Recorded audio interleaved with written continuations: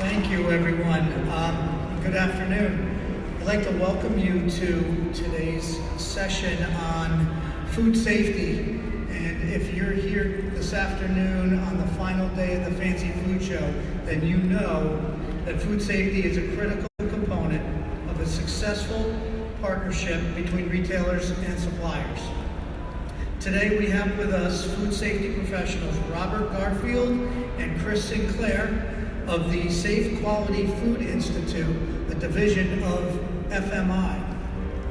FMI is one of our partners that helps us produce the show and adds content to our sessions. And after this session, you'll walk away with the necessary steps to develop a successful food safety management program. So now please join me in welcoming Robert Garfield.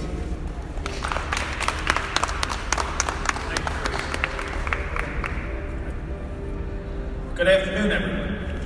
Good afternoon. Thank you for taking your lunch time for joining us. And I want to thank the Specialty Foods Association for having us today to talk to you about food safety. Food safety is important to anyone that wants to be successful in developing a business. And we've had our booth down there today and yesterday and the day before, and we've had a lot of activity, a lot of people come by to talk to us about how they can learn more about food safety and how that will help them to generate and actually survive in this business climate that we're in today. It's interesting, there's a lot of success stories out there.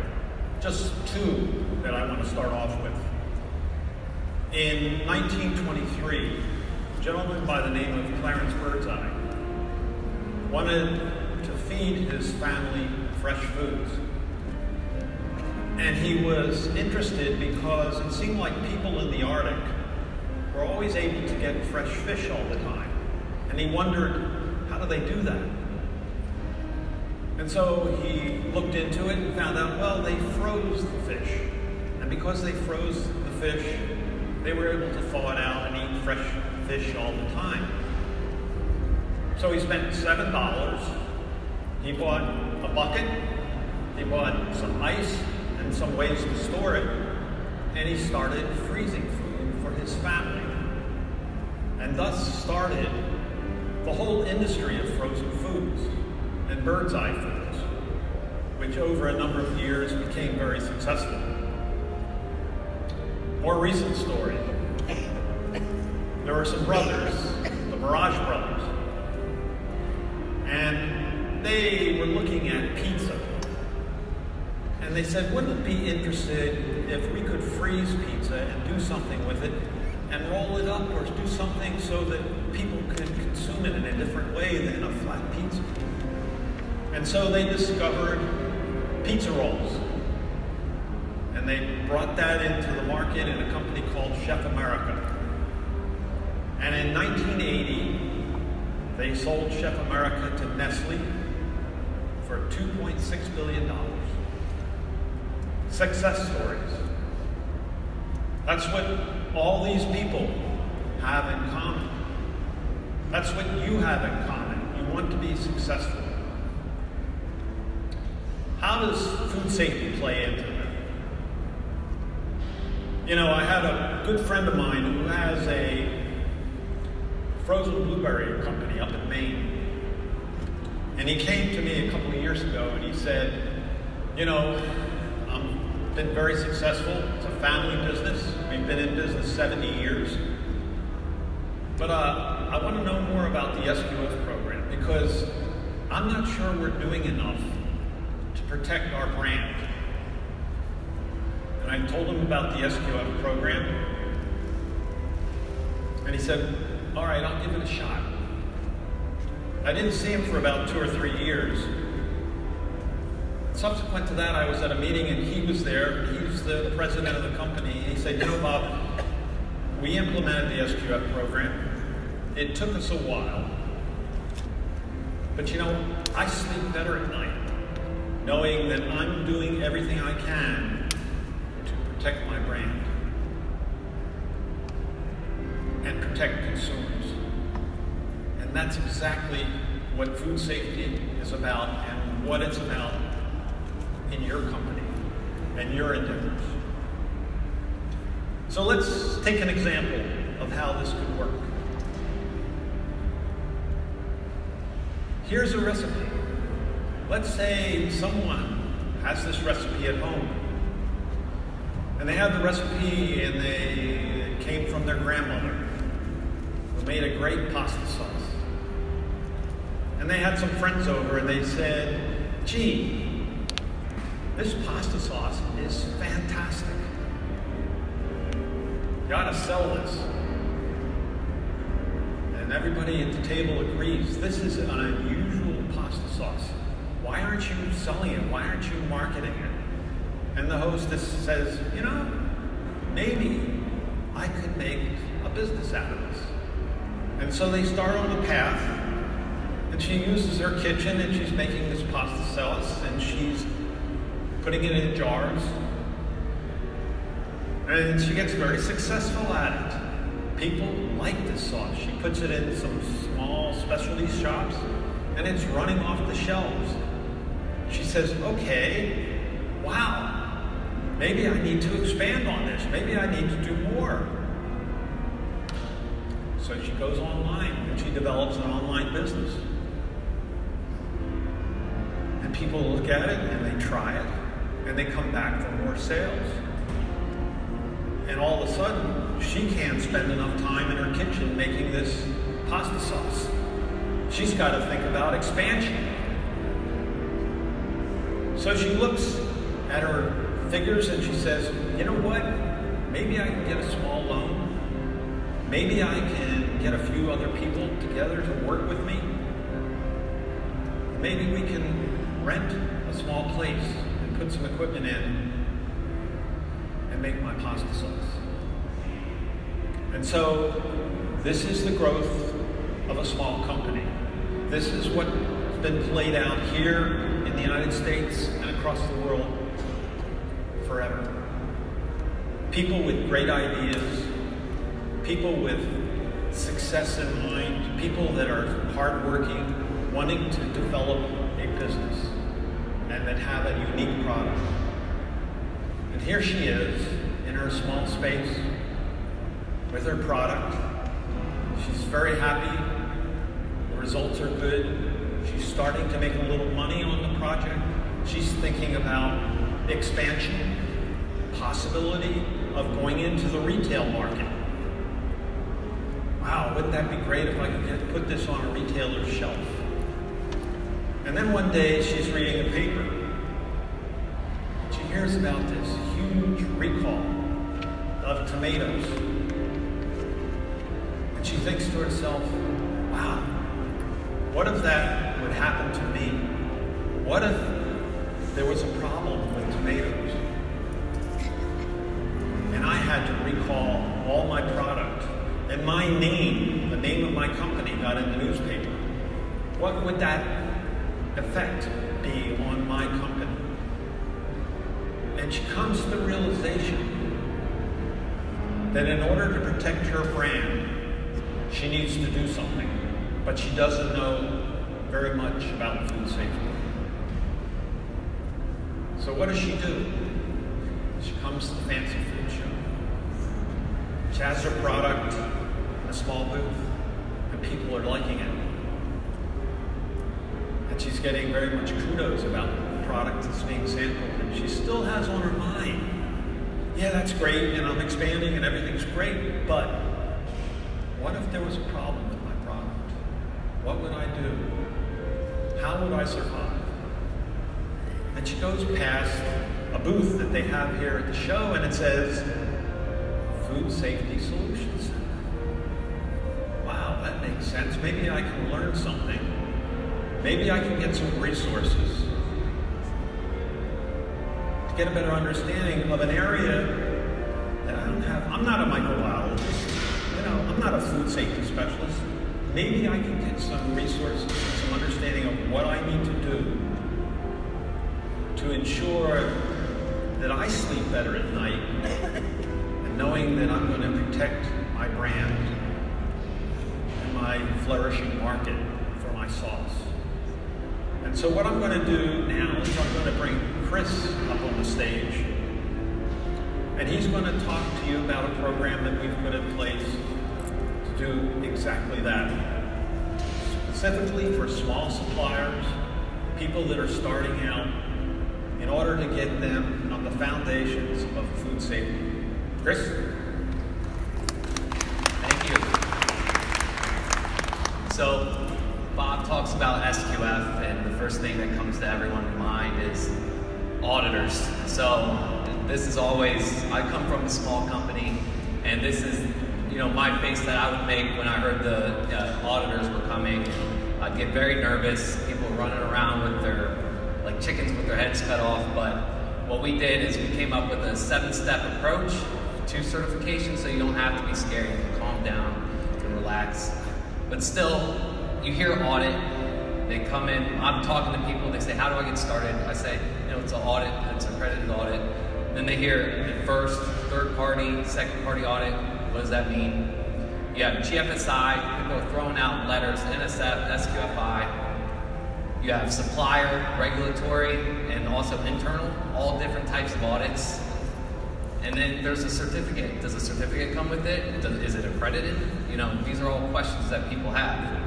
So usually people end up being confused. I know I was when I first started in the industry. I was an SQF practitioner.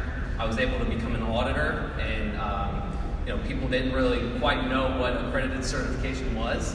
So how do I get started? We developed a tip sheet, which we have available to everyone. They're on your seats, and you can follow along because I made this presentation based off of this new tip sheet we just released in June.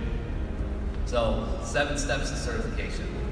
Step 1 is learn about SQFI and the SQF code. This is important because you got to know what you're getting into. You want to know what the code requirements are. You also want to know the audit process and what the requirements for those are as well. Then, while you're learning about the code, you want to know about the food sector categories. And I'll get into these a little bit more later on in the presentation. But we have over 35 food sector categories that are specific to your industry. So that way, the right auditors are coming in, and also that you have the right requirements for what you are making. Step 3 is building your food safety team. This could be one person if you're a small enough company. I know it's a husband and wife operation. They came up to me and asked, how do I get started? She said, I wear many hats, and she was the food safety team. So we'll get into that a little bit more as well. Step 4 is implement and document the SQF code. This is the tougher part. This is where you open up the code and you determine how you can implement it and document it in your site. So using the elements and then using your procedures and matching them together, so when the auditor comes, he'll look at those procedures to make sure they meet the code requirements. Step 5 is selecting a certification body. This is your partner in food safety, so we'll get into some questions that you'll want to ask them. Step 6 is registering in the SQF database. Your certificate would not be valid unless it's registered and it's able to be searched on our public search, and that's what that does when you register in the SQF database. And step 7 is conducting a pre-assessment. So, pretty easy, right? So first, you want to learn about SQF, the code, SQFI, what we do. We have a family of codes. Here you'll see on my right, your left, is our new program we came out with is the SQF Fundamentals program. This was developed to meet the global markets program and also retailer needs for their small supplier programs. There's one for primary and then there's one for manufacturing. It's broken down into 2 separate codes. You have your basic and intermediate. Intermediate builds off the basic, and we'll get into it a little bit more, but they both meet the global markets program, and they're both based off of HACCP, but not full HACCP programs. In the middle, you have our GFSI benchmark food safety codes. We separated them out into different industries. So we have food packaging, the manufacturing of food packaging, storage and distribution. Manufacturing, that's our most common code used, and then primary, that's for the primary production is like the farming, of the animals and the farming of the fruits and vegetables.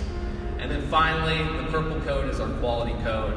This is a integrated quality management system. It uses the food safety code and builds the quality aspect onto that. And it uses HACCP to manage quality attributes of your product. So, a lot of small companies came up to me today asking how they could get started with food safety. I've handed out a lot of these codes, and we have some available up here for whenever the presentation's done. Feel free to grab one. And it includes both basic and intermediate for manufacturing, and basic and intermediate for primary production. So a little bit about these is, this is what we've been working on all year. We knew we needed a solution for small to mid-sized enterprises. Instead of having all the documentation, this focuses on the implementation. So when the auditor comes in, you get to show them what you're doing. Rather than having to have all your documents and having a document audit, they get to see that you're actually controlling the food safety hazards. We set it up to meet the Global Markets Program. This is what a lot of retailers are using to monitor their small to mid-sized companies.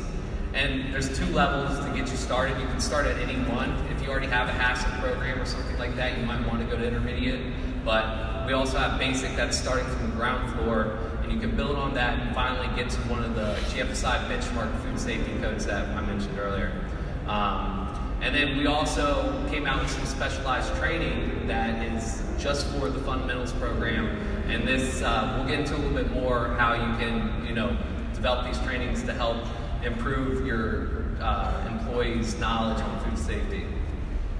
So step 2 is find a relevant food sector category. So while you're learning about the program, you're going to want to know which SQF code. I just showed you, 9 of them, 8 of them on the screen there. So you want to know which one is right for you. Here's a few examples, because these are based off what modules you'll use. And in any of the codes, Appendix 1 has a full list of all food sector categories that we are able to audit against, and the ones that we are GFSI benchmarked against. So first one is jams, FSC 18. This is preserved foods. It uses modules 2 and 11, and it would be the blue code. We also have cheeses. This is FSC 10, and it's manufacturing of dairy products, and it uses modules 2 and 11 as well.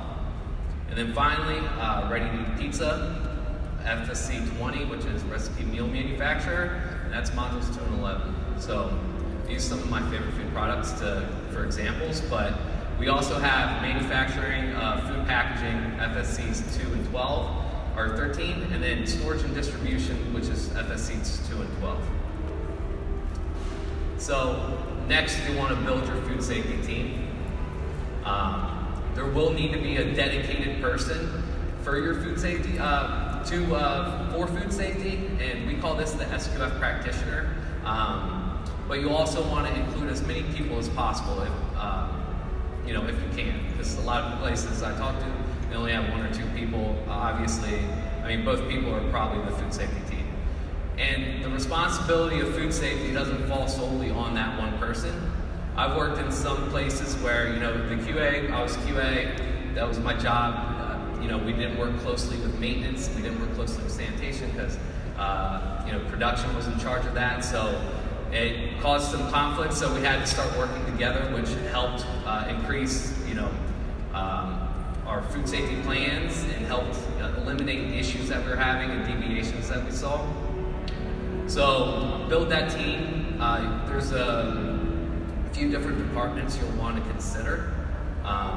Maintenance, they're the ones who are fixing your machines, making sure they're running properly.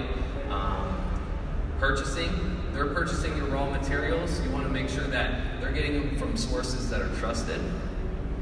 Production, obviously these are the people making your product. So they're going to want to be part of this team no matter what, because the plans that you put in place, they're going to have to follow, because if they don't, then you're going to have failed food safety. And then sanitation. That's common sense. The people cleaning the products or the equipment, if they're not cleaning them properly, you're going to run into micro issues and testing issues. So, like I said earlier, at some sites this may be the same person, and a lot of people I talked to today, it was. So that's why we developed this program, so one person could develop it and maintain it with minimal help. So this is the hardest part of the whole process. This is implementing and documenting the SQF code requirements. So I'll talk a little bit how the codes are broken up. So we have two parts, Part A and Part B.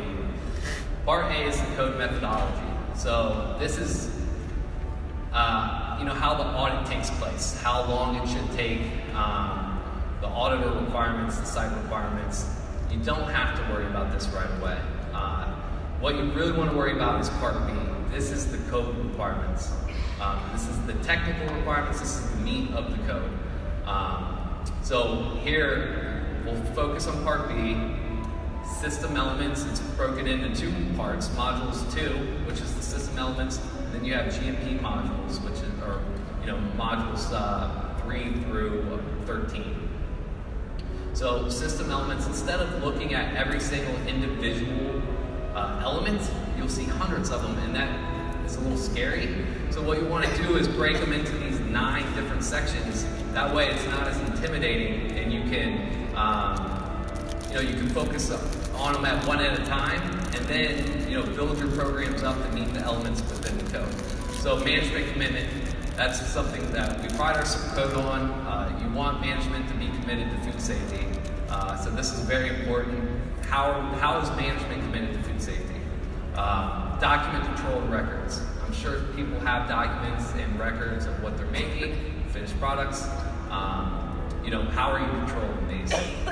Food safety, or specification and product development. At the end of the day, your finished products are going to have a specification that your customers are going to want to see. Food safety system, that's the more difficult one. That's your HACCP programs. Verification, how are you verifying that everything's working as it should? And then product identification, trace, withdrawal, recall. Bob mentioned recalls earlier. How are you making sure that if your product's affected, that you're able to trace everything back to where it came from and where it's going? So one up, one down. Food defense and food fraud. This is new to a lot of people. Food defense is making sure that your employees aren't tampering with the products, so that it won't make someone ill because they put poison in one of the mixers. Food fraud is making sure that the product you're getting in, the raw materials, are what they say it is. So people have heard of honey being corn syrup, or turmeric that was peanut shells. If someone has a peanut allergy, that's what's going to make someone sick. And then allergen management, what allergens do you have in your site? How are you cleaning? How are you verifying that your cleaning methods work? And then training. How do your employees know what they need to do? So these are the 9, sections with code elements under them that would be audited against for system elements. And then for each industry, we have the GMPs, GAPs, GDPs. This is your site location and construction. Equipment, is it right? The right equipment for the job. We had that melon company on the West Coast that was using something that was not made to clean the melons, and then there was I believe it was a listeria breakout. So personnel practices, are they washing their hands, wearing gloves, wearing clean clothes, water, ice, air supply, are they all coming from good sources that aren't contaminated? Storage and transport, are you making sure that when your product leaves your facility or comes in, are you checking your trucks? Are the trucks being checked when the raw materials or finished products are being put in there? Separation of functions, if I am working with raw product, am I going to the finished side and contaminating the product that way? And then on-site laboratories, if you have one, are the waste of those being disposed of properly? And then waste disposal is, making sure your trash isn't contaminating the finished product. And the exterior, is it in good shape? Do you have, brushes against the building where mice or rats would like to hang out, things like that. So this is the code broken into, 10 sections for GMPs and 9 for system elements. So instead of looking at over 100 different elements, you can break them down into these simple sections, which you all are probably doing, but you just don't have it down on paper yet. So step 5, this is your certification body. This person or people, so we have 30 CVs that operate all over the world, and these are your partners in food safety. So when you're picking a certification body, these are the people who are coming to your facility and auditing you. So you want to make sure that you're asking the right questions and you're picking the right one. So of these 30 certification bodies that we have licensed under us, you want to interview a few and ask them a few questions. Here's a few examples. Some were actually at the show walking the floor this weekend. But some of the examples of the questions that you might want to ask them, the first one that comes to mind, and everyone says, is time and money. How long is it going to take? How much is it going to cost? And I agree that is an important question, but it shouldn't be the only question you ask. You want to know the history of the auditors. How are they trained? Do they have the right auditors for your industry? Say you have an addendum for another retailer or something that needs to be done. Is this CV able to do that addendum? Because you don't want to have 2 different audits. You could have them all combined into one. How are appeals and complaints handled? How are non-conformances handled? These are sort of questions that you'll want to ask. So step 6, this is registering on the SQFI assessment database. This is our database that houses all your audit results, all your non-conformances, corrective actions, and stuff like that, root causes. But it also is a way for buyers to find you. So they'll come to our public search and they'll search for a certain product, FSC, even company to validate your certificate. So certification, you have to have a valid registration, and they're required to register on the SQFI database. You could work with your CV. There's some CVs that will do that process for you. It's annual, so before your audit every year, that you would have to pay the registration and renewal. So here's a fee scale for SQF. 150 isn't set in stone yet, so that's for our fundamentals program. But depending on what your gross sales are, below 5 million is 250. 5 to 25 is 350. Between 25 million and 50 million is 500, and suppliers with gross over 50 million would be $600. So in the grand scheme of things, it's not a lot of money, but it allows you to come up on the public search. This is a screenshot of the public search. Buyers can go select what audit they're looking for. A facility name, like I said, they can search for you directly to validate certificates. They can search by food sector categories. Those are the industry-specific codes that I talked about earlier. Specific products, they can type in cereal, and it would come up with all the cereal manufacturers who are SQF certified. What level you are, so I talked about the quality code. If they wanted someone who uses the quality code, they could include that as well. A certain rating, so if you got an excellent or complies, they could also specify it that way. And a lot of times they use it by state and country to make sure that they're getting a co-packer who is SQF certified in a certain state that makes sense for them. So pre-assessment, this is the last step before your SQF audit. And it's an important step because you did all this work leading up to the pre-assessment.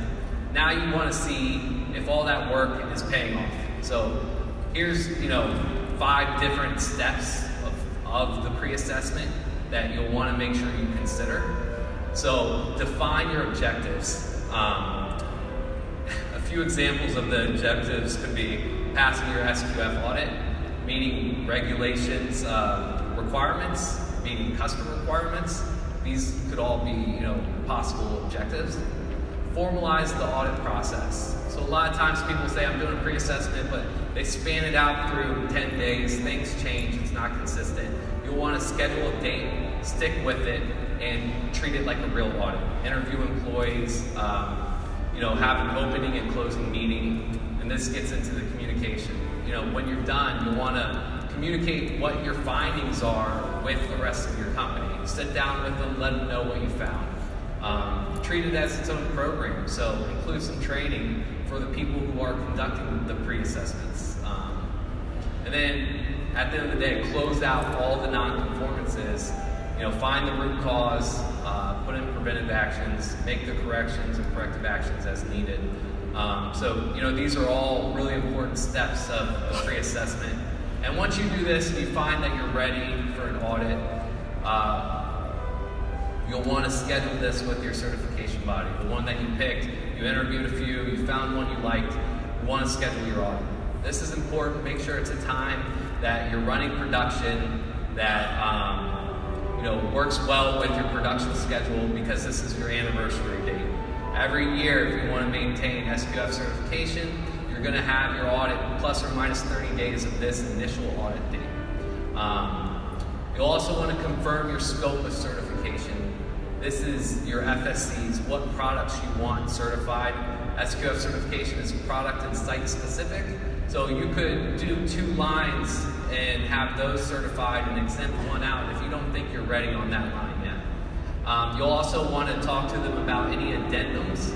We have FSMA addendums. Do you want to make sure that you're ready for FSMA? Or do you have a customer that has their own addendum? You want to make sure that's in place prior to your audit beginning, because once it starts, you can't change the scope. And then usually they'll send you a document, kind of how the 2 days or 1.5 days will go, saying who the auditor is, when they'll be there, and kind of like an agenda of what's going to occur. But usually I've been through a lot of audits, I've done a lot of audits. I'll come in, show my identification, or sit down with the auditor, we'll have an opening meeting, he'll go over the agenda, we'll talk about lunch, and then we'll decide to go to a facility, walking through the facility. Here he'll look at your equipment, look at your personnel practices, floors, walls, ceilings, get a good idea of what you're doing there. While he's walking through, he'll interview employees, ask them what their role is with food safety. And this is where the pre-assessment comes in play. You really want to treat it like a real audit. Ask the questions that you think could be asked, what their role is with food safety. Reviewing documents and records. They'll look to see, temperature charts, or if you do any QA or food safety checks, they're going to pull those, look over those as well. And then finally, they'll have a closing meeting. This is where they'll go over everything. Did you have any non-conformances? Timelines of when the non-conformances should be completed by. They'll leave a list of these non-conformances and the time frame of closing. And then what you have to do next is close everything out, provide them with preventive, corrective actions, let them know what you're doing to, fix these issues that came up. And within 10 days, you'll have a technically reviewed report. So, forgot this step, this is important. They'll leave you with the non-conformance list, and that's just what the auditor saw without being technically reviewed. So what happens is it goes to the CV, they'll check everything and make sure that it makes sense and meets the intent of the code. Because you don't want, an auditor who maybe audits a different system and thought there was prescriptive, requirements, but the SQF code isn't prescriptive. It's all risk-based. So if you show them evidence that you're meeting that requirement based off of risk, then you're good. So within 10 days, you'll be technically reviewed, come back to you, you'll have your final report right there. So you filled out all of your corrective actions, you sent them in, they were approved, you receive a certificate. This is Sinclair Snacks. This is an example of a certificate. It's a template that CVs can use. It can look like this, or they can use their own template. So we talked about that. You'll now appear on the public search. So you closed everything out. Now when a buyer goes to the public search and they search for snacks, my company will come up. And this is an example of what the public search looks like. You'll have your facility name, what food sector categories you have, what rating you have, the expiration date of your certificate, and then where you're located. and if you click into any of those blue boxes next to them, then it'll have who your CV was and other information like that. So, this is a lot of information to give in one presentation, but, SQF has all of our information available on our website, but we also have online training. This is available through our partner Alchemy Academy. They have implementing SQF training for manufacturing, for primary, and we're working on the fundamentals ones as well. Instructor-led courses, if you like to ask a lot of questions or have an instructor there to be able to teach you the material, we have those with our licensed SQF training centers, and we have a list of those on our website. Tip sheets are brand new. This whole presentation was based off of the first tip sheet we made, which is steps to certification. It's the main question we get, where do I start? So we also have some for, doing a risk assessment, setting up a HACCP program, and all of these will be available on our website as well. And then finally, SQF Information Days. We have these throughout the United States, even in Mexico, where we'll have representatives there giving presentations, giving good information about SQF. And like I said, SQFI.com has a lot of other additional tools and resources. So we have a FSMA page. That way you can look to see how your food safety plan matches up to FSMA. We also have foreign supplier verification, a list of all of our certification bodies, guidance documents, and a lot of other tools and resources available to everyone. So if you guys have any questions, I'll have Bob come up and he'll answer all of them. So thanks, Chris.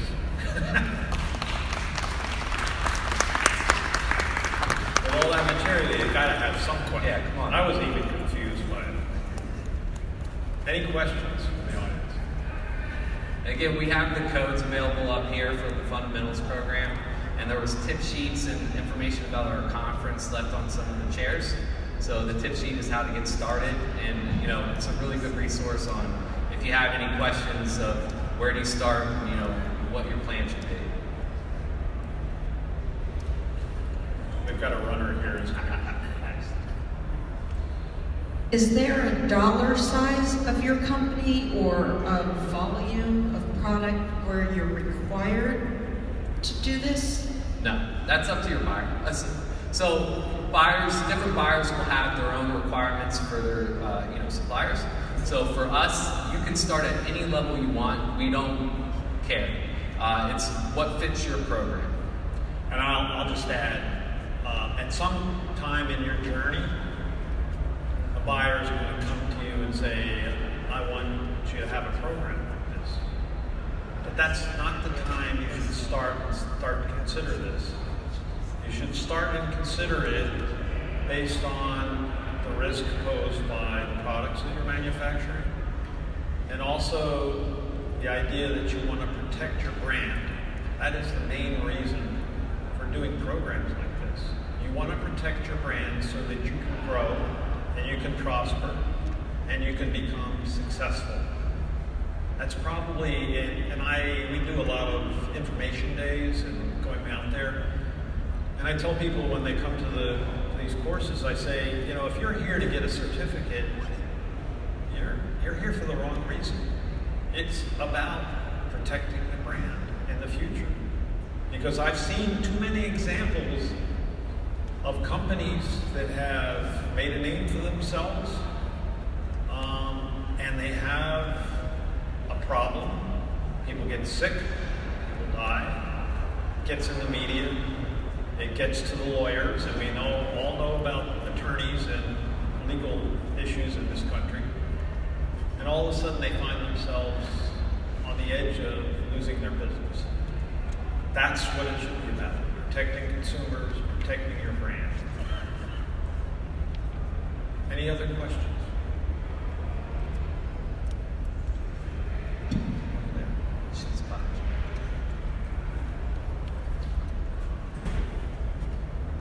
Is it possible to determine online whether or not companies are actually seeing whether or not your company has the certification? Yeah. Can you see which companies have